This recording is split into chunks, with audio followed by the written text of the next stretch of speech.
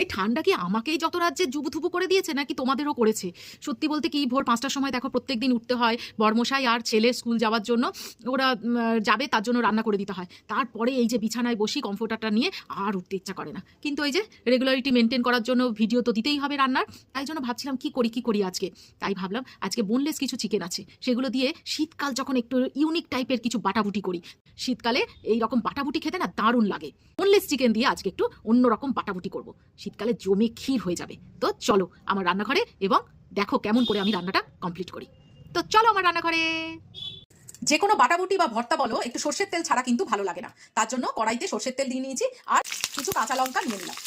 এবার এর মধ্যেই দিয়ে দেবো কিছু গোটা রসুন, বেশ 15টার মতো গোটা রসুন দিয়েছি।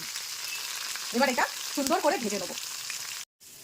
ও আসল জিনিসটাই তো দেখালাম না, যেটা দিয়ে আমি আজকে এই যে পাত পেরে খাওয়ার মতো একটা ইউনিক বাটাবুটি করব, সেটা হচ্ছে এই যে বোনলেস চিকেন।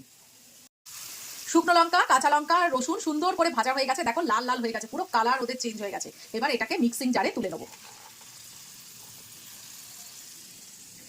এইবারে এটাকে মিক্সিং জারে জল দিয়ে, সামান্য জল দিয়ে একটু পেস্ট করে নেবো, একদম স্মুথ পেস্ট হবে। এবারে চিকেনের সঙ্গে কিছু জিনিস মিক্সড করব। প্রথমে দিলাম সামান্য একটু কর্নফ্লাওয়ার, সামান্য, বেশি নয়। চিকেনের মধ্যে জুসি ভাবটা বজায় রাখার জন্য এবং চিকেনটা ভালো মতো সফট হওয়ার জন্য সামান্য একটু খাবার সোডা, খুব সামান্য, আর সামান্য একটু দই দিলাম। পেস্টটা করেছিলাম সেই পেস্টটা দিয়ে দিলাম। আমি কিন্তু কিছুটা রেখে দিয়েছি এখনো, আর প্রয়োজন মতো নুন দিয়ে দিলাম। এবার এটাকে সুন্দর করে মেখে রেখে দেবো 10 মিনিটের মতো। কি ইউনিক মনে হচ্ছে না? এটাকে ঢাকা দিয়ে 10 মিনিটের জন্য রেখে দেবো, ভালো করে মশলাগুলো সুন্দর করে ঢুকে যাক। 10 মিনিট আমার হয়ে গেছে। এই অবশিষ্ট তেলের মধ্যেই আমি ফ্লেমটাকে লো করে এই চিকেনগুলোকে দিয়ে দেবো। এটা লো ফ্লেমে আস্তে আস্তে করে ভাজবে, যেন ভেতরটা কাঁচা না থাকে। এইবারে একটা স্যালাড টাইপের বানিয়ে নেবো। এই কিছু পেঁয়াজ কুচি করেছি, ওই একটা মিডিয়ামের থেকে একটু বড় সাইজের পেঁয়াজ নিয়ে কুচি করে রেখে দিয়েছি, একটু ধনেপাতা কুচি করেছি, আর কিছু লঙ্কা কুচি করেছি। কেননা এই বাটাবুটি বা ভর্তা যাই বলো না কেন, এইগুলোতে একটু ঝাল ঝাল না হলে মোটেই খেতে ভালো লাগে না। এবার এটা সুন্দর করে মেখে নেবো। এই স্যালাডের মধ্যেই অবশিষ্ট যে পেস্টটা বেঁচে ছিল সেটাও দিয়ে দেবো। এবার সুন্দর করে মাখবো। চিকেনগুলো আমার খুব সুন্দর করে ভাজা হয়ে গেছে। এইবারে প্রত্যেকটা চিকেনের পিস তুলে মিক্সিং জারে পেস্ট করে নেবো। এই তেলের মধ্যেই আজকে কোনো কালো জিরে নয়, সামান্য একটু মেথি ভাজবো। মেথি আমার সুন্দর করে ভাজা হয়ে গেছে।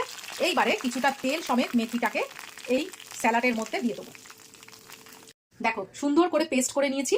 এইবারে এটা এই স্যালাডটার সঙ্গে মেখে নেবো ভালো করে।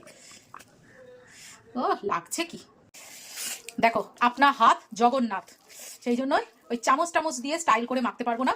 গরম গরম একেবারে সুন্দর করে মেখে নেবো হাত দিয়েই।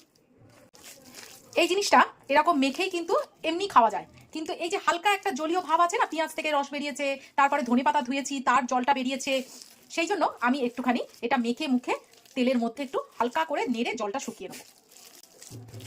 কি লাগছে! এইবারে যে তেলটা অবশিষ্ট ছিল সেই তেলের মধ্যেই আমি এটা দিয়ে দেবো। একদম নাড়তে নাড়তে জলটাকে শুকিয়ে নেবো। কেন বলেছিলাম বলো তো এই যে শোকানোর কথা? এই যে দেখো একটা কিরম পোড়া পোড়া একটা ভাব এসছে না, এই জিনিসটাই আমি চাইছিলাম।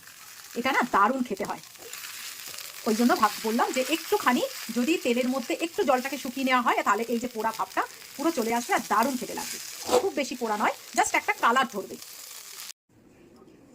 আজকে আর কিচ্ছু নয়, শুধু প্লেটে গরম গরম ধোঁয়া ওঠা ভাত নেবো। এই রাখলাম আমার বাটাবুটি চিকেন, আর ওপর থেকে জাস্ট সামান্য একটুখানি সর্ষের তেল দিয়ে দেবো। ব্যাস, আর কি চাই?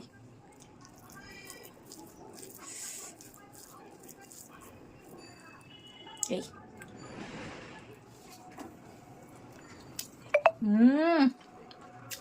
দারুণ দারুণ।